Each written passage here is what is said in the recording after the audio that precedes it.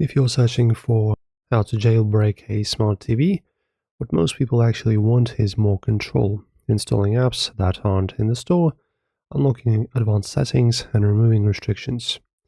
In this video, we're talking about safe and legal ways to do that without risking your TV or account. So a real jailbreak that bypasses paid content or security protections is not supported and can permanently lock your TV.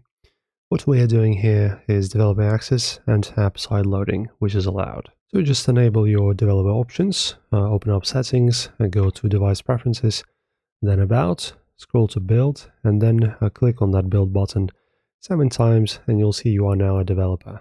And then you go to settings and then privacy and security and enable install unknown apps. Allow your browser or file manager. And then you can sideload the apps, install apps like Downloader, File Manager, or APK Installer. You can now install supported apps outside the Play Store. And also Fire TV uses Android, but with Amazon restrictions. Go to Settings, My Fire TV, enable developer options, and enable ADB debugging and apps from unknown sources.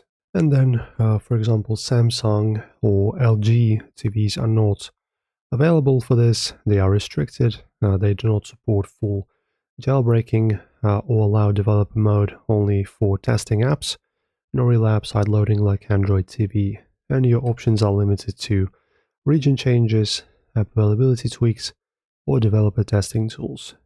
And now what you should avoid: paid jailbreak services, firmware hacks, root files, and DRM bypass tools.